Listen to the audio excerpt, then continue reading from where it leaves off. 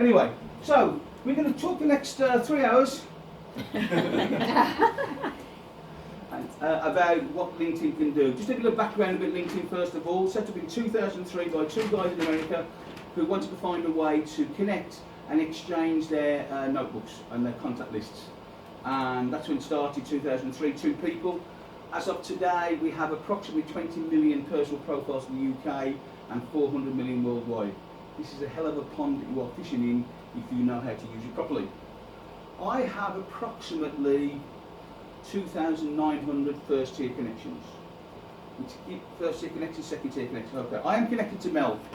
Mel is a first tier connection of mine because we are directly connected. The young lady next to you, I don't think we are connected, but let's assume for the benefit we're not, that you're connected to Mel. So Mel would be a first tier connection of mine, but you would be a second tier connection of mine. Does that make sense? First tier, second tier, third tier.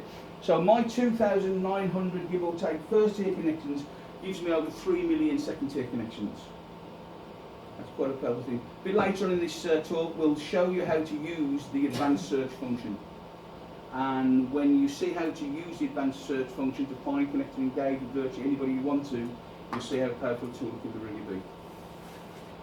It can get you to virtually anybody you want to. So here's the thing, who's heard of the 6 degrees of separation? Great. Years ago they reckoned that you knew somebody who knew somebody, connected somebody, introduced you to somebody, and you could get to anybody in the world within 6 connections. Now they reckon it's down about 3 or 4. I am 4 degrees of separation away from the Queen. I have a friend, I am connected to a friend who makes saddles for Prince Charles, who is obviously connected to the Queen. So consequently, just assuming the Queen, of course, had a LinkedIn profile. Hey, Queenie, yay! So it just goes to show you can get to anybody else, anybody that you want to. So what we're going to do today is just cover some of the basics, and I mean some of the basics. This is 30 minutes, give or take, Mel? Yeah. Super. I have been known to go on. I do this sometimes. I'm going to do this. I've asked Mel to give me a 10-minute warning because I sometimes do this over 3/4 an hour to an hour. So consequently, you appreciate that sometimes I'll try not to ramble on, which is why I've got some notes here and lots of pink writing on it, just to make sure I pick out the big bullet points and don't ramble on. The reason I say that is, and we'll talk a bit later about how I work with people. Some people I work with on a 12-week coaching program, we spend 30, 40 hours on the LinkedIn stuff. So you appreciate in 30 minutes, we're just going to scratch the surface. So, moving swiftly on, what's the really important bits? Firstly, your picture. Hopefully, it's something like, although somebody did comment on my hair. I've shown Mel another one from way back. At least it looks something like the face is still the same. The hair's just... I did my back in last year. Here's the thing, I did my back in last year. Anybody's had a slip disc knows what it's like. I slipped like this. I was off work for 4 months. It was that bad I didn't play golf for 4 months. That's how bad it was. I should have managed to do some work. And so I let it grow, and then Christmas came, and then I thought, oh, let's see if I can get away with it. So yeah, let's have a quick exercise. Who prefers that one? Who prefers this one? Yeah, okay, I think I might have to get it cut then. The people of Stone Manor said, ugh. Right, okay. In general terms, it should look like as you would expect to be seen if you go into a business meeting. Not as I saw recently, somebody sitting outside a tent at Glastonbury with a can of Stella in one hand and a spliff in the other. Unless, of course, that's how you run your business meetings, in which case, can I come to the next one, please? You get the idea. Not 2 of you on a beach wedding photograph 10 years ago where you can barely see any faces, not a group of you, that's Facebook. Here's the thing, I was talking at a social media conference recently, and I did a 3/4 hour slot on LinkedIn, and it was a social media conference, and I stood right at the start, looked the organiser right in the eye and said, for those of you here for the social media conference, LinkedIn is not social media. His face was an absolute picture. Facebook for me is social media, what you do down the pub, what you do at the barbecue at the weekend, what stupid things you do in the garden. For me, LinkedIn is a professional networking and marketing tool, and should be treated the same way. And we'll see why in a minute. Got the myths about LinkedIn. People think to themselves, well, I want to be on LinkedIn. Recruiters will contact me all the time. Yes, they probably will. 60% of the revenue of LinkedIn comes from recruiters. 20% comes through from click to adverts, like those on the side, and about 20% comes from upgrading to premium. And we'll talk a bit later on whether you need to do that or not. I'm not on premium, that might give you a big clue. Here's the thing also, some of you may not recognise this user interface, depending on how long you've been on. LinkedIn are in one of the biggest changes at the moment of the user interface, and some of your LinkedIn will look different. Mine hasn't changed yet, I am glad. At the moment, the day I go to do a presentation like this, I am fearing that my turn will come overnight and I'll turn my computer on in the morning and I've got the new user interface which I haven't seen before. But at the moment I've still got the old one, so that's good. So, we talked about the picture. Your name should be fairly straightforward. In my case it is, everybody calls me Ian, or at least to my face. This is only a challenge if your name is Andy, Andrew, Rob, Robert, Carol, Caroline, whatever. Put up there what you are commonly referred to and known as, and people will search for. So if I found it hard when I got married, because a lot of people still find my previous or later name. Yep. So I've got the brackets. You'll get used to your new name, don't worry. I don't know, it's been 2 years. Some people put it in brackets. Some people put it in brackets. Yeah. Some people put it in brackets, and for a time that's fine. If you do it in 10 years' time, your husband might have an issue with it. It's the same one. Oh, same one. If you're Andrew and the only person that calls you Andrew is your mother when you've been naughty, and everybody else calls you Andy, then stick up Andy. Does that make sense?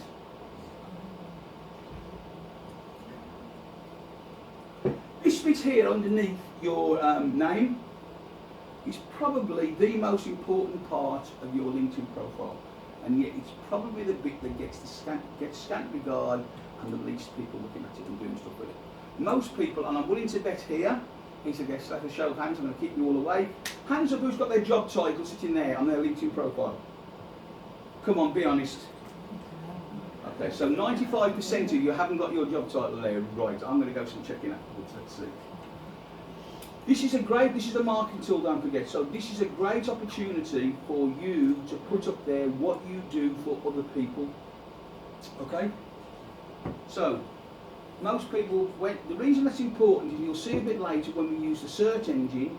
When you use the search engine, you will get a page of people. So if you were looking for the LinkedIn train, for example, you would get a page full. All it would show is a picture, a name, and a headline, and that's it. And there'll probably be about 10 people on the page. So here's the thing. You search for LinkedIn trainer and you come up with a page, and I'm on the first page. You go down the page, it says LinkedIn trainer, LinkedIn trainer, LinkedIn trainer, and you come to one that says helping businesses generate more hot leads and sales. Who are you more likely to click on? So think about what your headline could be that reflects what you do, but more importantly, what you do for other people. One of the things you'll learn about marketing, particularly if you come on one of the workshops, which we'll talk about later, or one of the other ways to help people, is that you will learn about LinkedIn as a marketing tool and you will apply it to other things. I had a guy, I ran a workshop before Christmas, and I had a great group of people, and I always finish up my workshop by going around the room saying, can you tell me what the one big thing you've taken away from this morning that will help you move your business forward? And people go, oh, headline was good, the song was good, I like this, didn't know you could do that. And the last guy sitting over here said, Ian, I hate you. Which wasn't really what I expected to get after 3 hours of sweat and tears. I said, why? He said, because before I came here, he said, I have spent a month writing all my company's marketing collateral. He said, you quite rightly said, what I learned here today will apply to other aspects of our marketing. I now need to go and rewrite it all again. Because the biggest mistake people make about marketing is they tell people what they do. What you need to tell people what you can do for them. Big difference. Yes? Is that varying? So I get that obviously if you're marketing your business, you want to be saying something about what the results are, having delivered whatever service you do. But if you wanted to be picked up by recruiters, if that's why you were on LinkedIn, wouldn't you want your business side? Wouldn't recruiters search for business titles? It's a very fair point. All I would say is, about 2 years ago, the search would only pick up what was in the headline. Should that be there? Now it's got a little bit more flexible.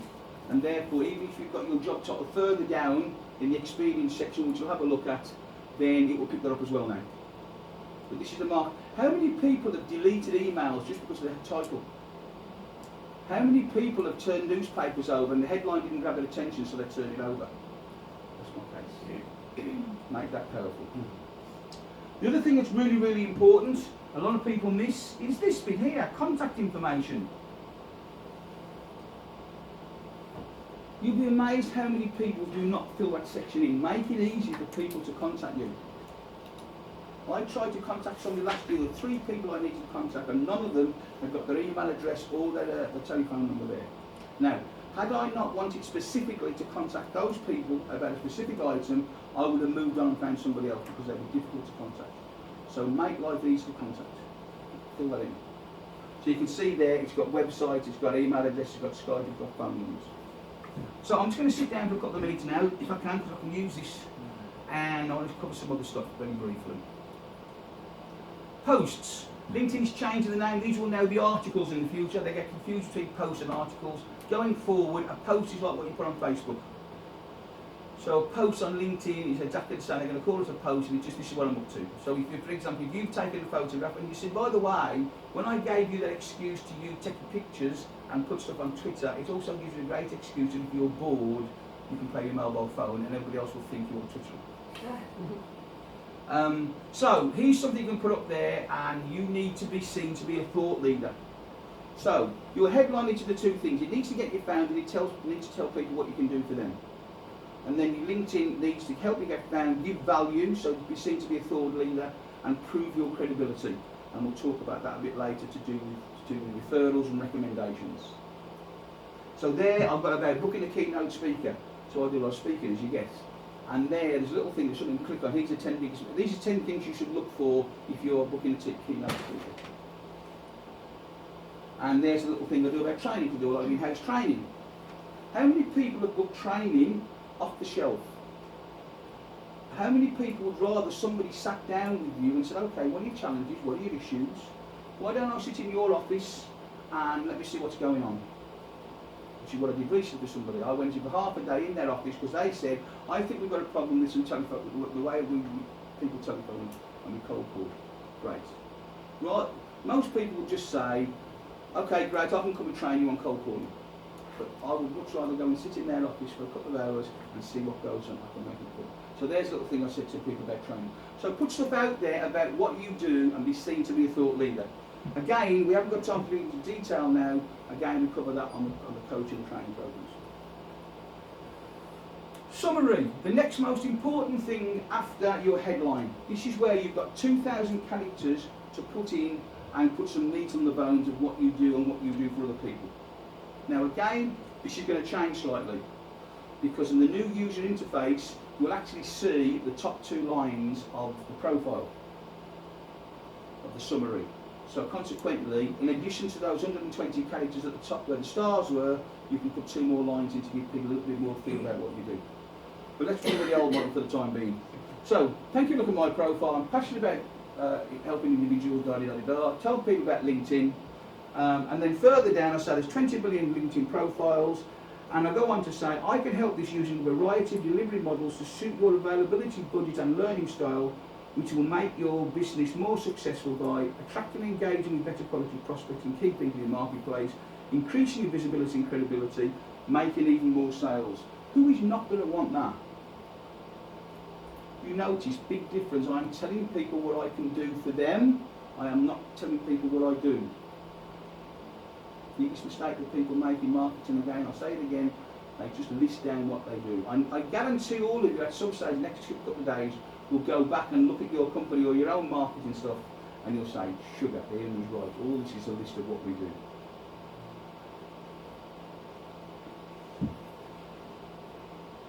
I've also put here, I am looking to connect with business owners, sales leaders and professional advisors who are looking to take their business to the next level. Tell people the sort of people you are looking to connect with. Anybody come across the phrase RAS before? Your reticular activating system, where your subconscious mind meets your conscious mind.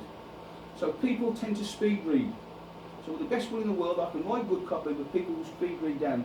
And if you are a business owner or sales leader, you may get 2 or 3 lines past there, and you suddenly say, hang on a second, I'm a business owner, I'm going to go back and read that. These are the great examples of where your reticular activating system works.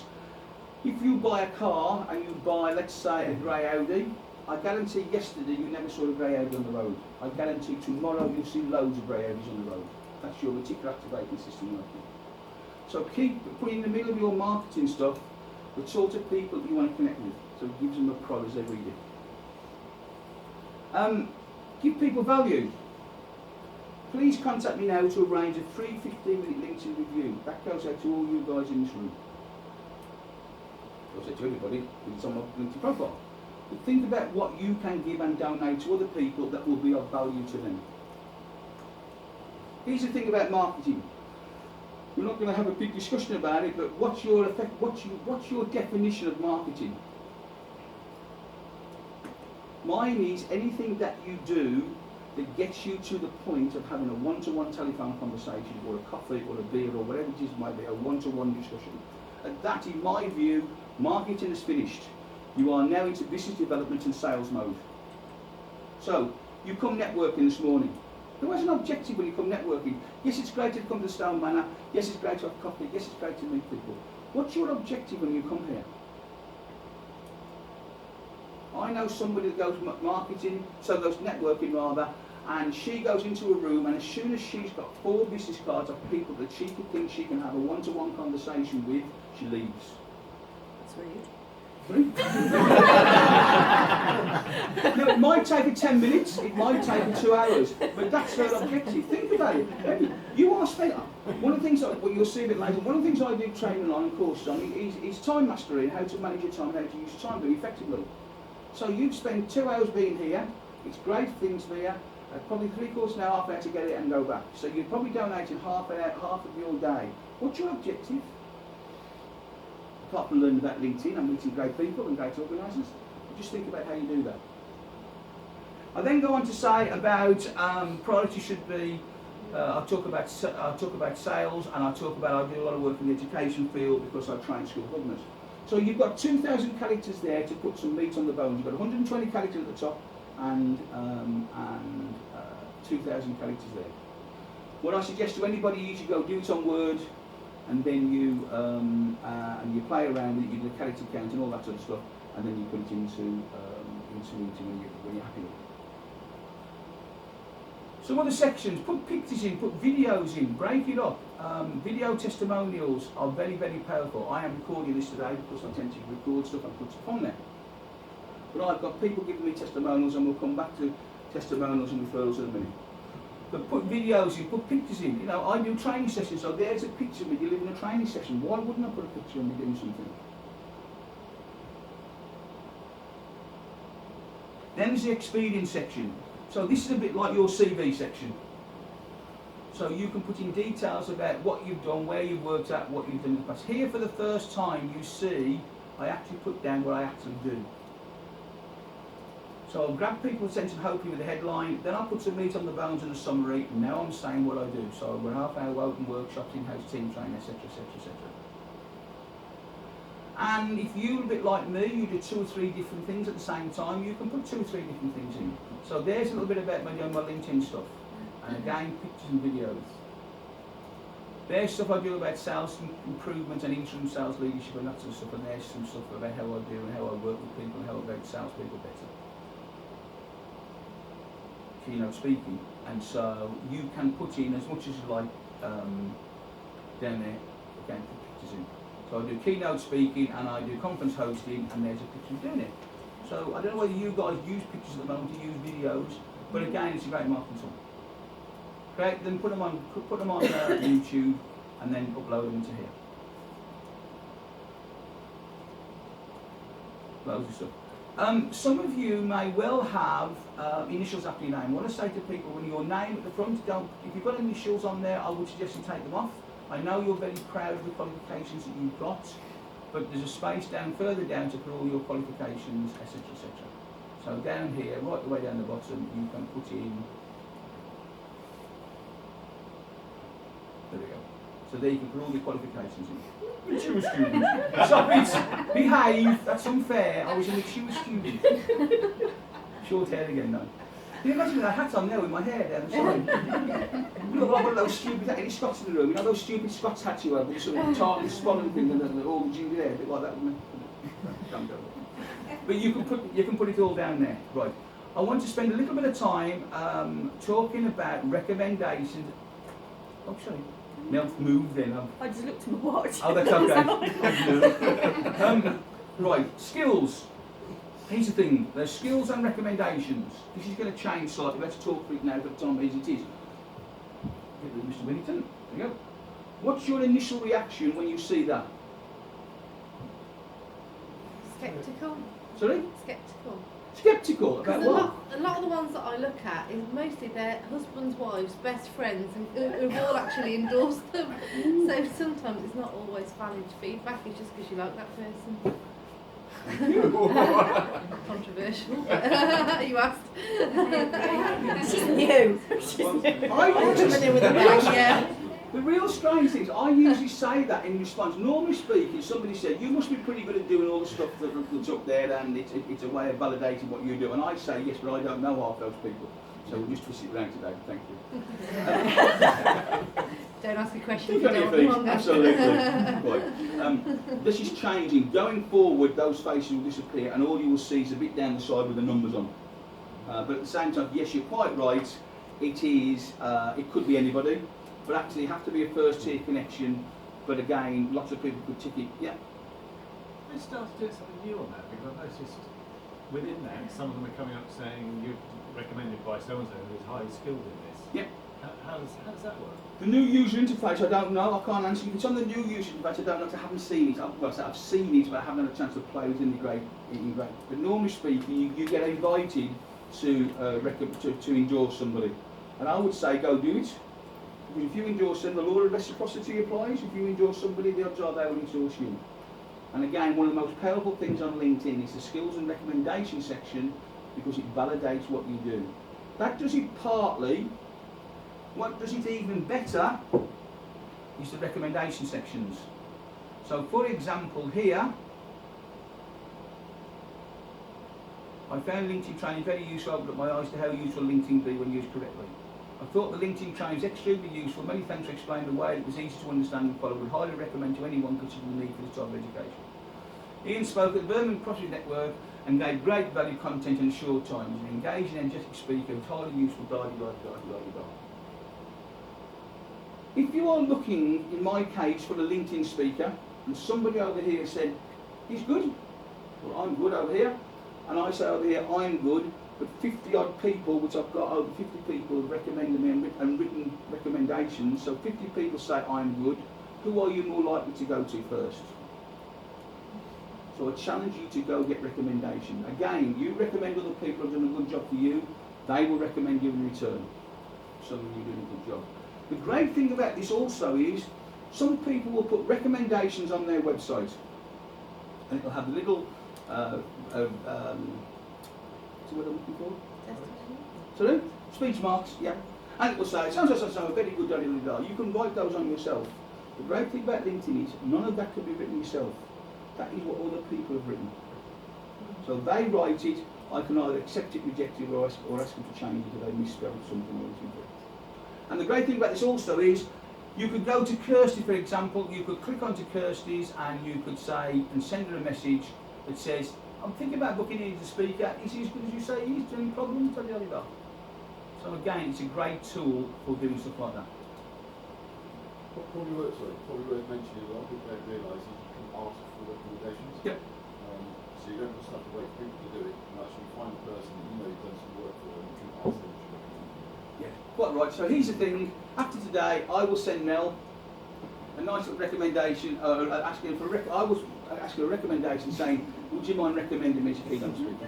Hoping Mel will put the face will appear on there sometime in the future.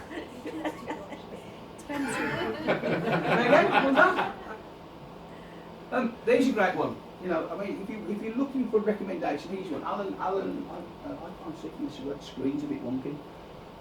Big thank you, Ian. Since your excellent guidance in December, my connections have increased by 200% from 250 to 500. Anybody spot the little mistake? 250 to 500 to 100%. Maths obviously isn't one of his great skills.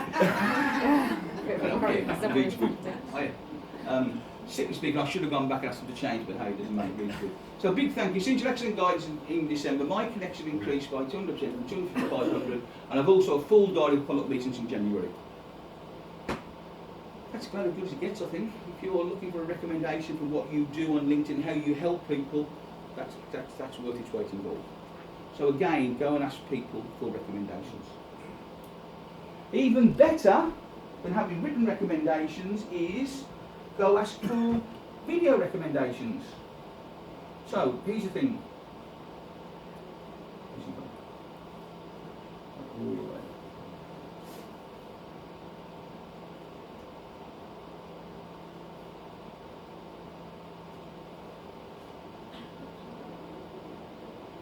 Hi, it's Andrew from #Events. Just want to mention that we've had Ian Preston here today doing a great talk about LinkedIn at the Go Social Go Media event here in Birmingham. He's also been at Manchester and he's been at Expo Midlands. Highly recommend him if you want some top tips on how to get the most out of LinkedIn, grow your business network, and just be in touch with the right people at the right time. That's Ian Preston, LinkedIn Guru. Get in touch with him now. Is that worth its weight in gold? So, how many people actually, who thinks that having recommendations is probably one of the most powerful marketing tools you can have? Right, now keep your hands up if you have an active strategy to constantly ask people to give you recommendations. Okay, 2, 3, 4 people. Go get recommendations. You know, if somebody says you've done a great job, why not say, do you mind talking to my phone? Just give me 20 seconds, just tell us what you think, why, and then stick it up there. It's worth its weight in gold. I haven't done a recommendation, but I think you get the point. What I want to do now is... 9 actually. Sorry? 9 minutes. 9 minutes. Thank you. What I want to do now is go to...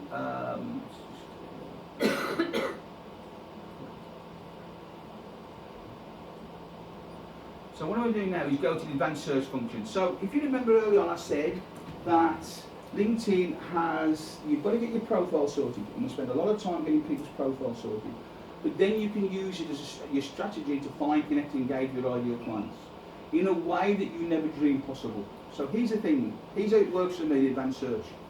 I read an article last year about a company, PLC, big PLC, based in London, who were looking to spend £2.5 million on training. I thought, I need to speak to these people. Can you imagine the scene if I'd have picked the phone up and rang their PLC company and said in London, and said, can I speak to your training manager please? And they'd have said, do you know his name? I'd have said, no I don't. Good prospect country, aren't they? No we do. And they'd have said, in that case, we have a no names policy. If you don't know his name, we're not going to tell you. And just come across that, because that's becoming very prevalent. They would have probably said, send an email. What's your email address? info@, yeah, you've got a fact chance to get into it to him as well. I didn't even bother. I went onto LinkedIn, and I'm going to show you now how to do it. I found him. I sent him a connection request. And again, I don't just press the blue button. I say to people, send personalised requests, make yourself stand out. And again, we show people how to do that. I sent him a personal request, he came back and connected. I sent him what I wanted to talk about. He came back and said, here's my mobile number, Ian, ring me at 10 o'clock in the morning. I'm speaking to this guy within 24 hours of reading a magazine article. It is one of the most powerful ways that you can connect with your ideal clients. And here's a quick look at how we do it. Here's where I take a huge gamble. Because I'm going to ask you, somebody in the room, to tell me the sort of person that you are looking to connect with. And here's the thing, when I say the sort of person, I'm talking a job title sort of person, not as somebody said really, ladies over 50. This is a business networking, not a dating site. I know somebody did get in trouble in London, didn't they, a year or so ago for making inappropriate comments. But yeah, so you get the point. So, here's the thing. Talk to me. Give me the sort of job type, the sort of person that you would be looking to connect with. Events manager. Events manager, fine, thank you very much, sir. So, what I'm going to do now is I'm going to type in here, events manager.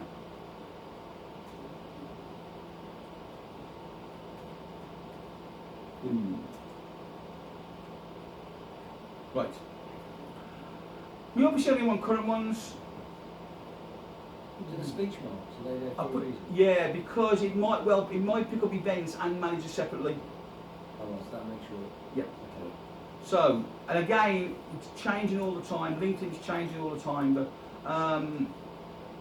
right, let me put in here now. It needs to default to default to the States. So I need to default. I need to write it back to the UK.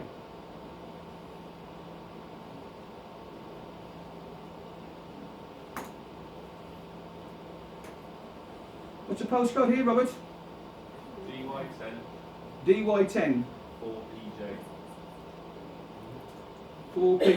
PJ John. John. Right. Okay. Let's say 25 miles.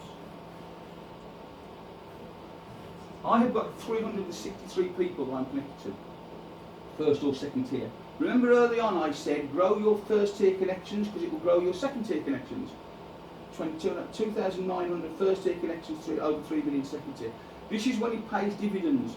When people come on the training courses and the coaching programs, I show them how to connect very effectively with 50 people a week. On average, each one of my first tier connections gives me about 1,200 second tier connections. I had somebody contact me this morning and says, Ian, can you help me out? I'm looking to connect with some big writers. So I did this morning and I found 3 big writers I'm first tier connections with, and I sent them each individual messages saying, this guy's looking for big writers, hope you can help. So, Leonie, Claire, Jack, Kimberly, I can do one of 2 things. Don't ever connect on here, because that just sends a box standard message, and again, to show you how to connect properly. You actually go onto their site and then you connect with them from their actual page.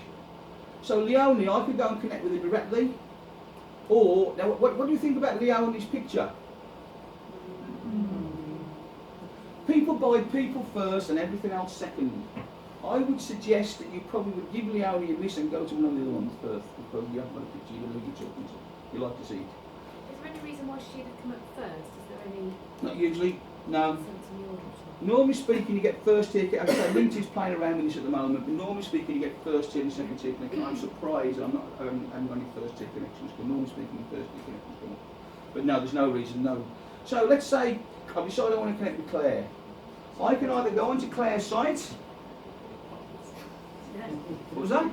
She looks like she's having a right good time. Yeah. Taking part in the event rather than... Visions of Glastonbury, maybe? Marbella or something like that? Yeah, It's looks not Marbella. suitable, is it really? This is a business networking tool again. But hey, how she looks like she's having a good time. Oh, poor Claire. She's in a pub. She's in a pub. She's in a pub. She's in a pub company. This lady's in the room on it, isn't she? I can connect here. I can buzz on there and I can connect with her and I can send her a message. How different does it look from when you connect off the list to them when they receive it? If you just go off the list, right? If you just go off the list, she will see that message. I'd like to touch my professional network on LinkedIn. Yeah. What I show people how to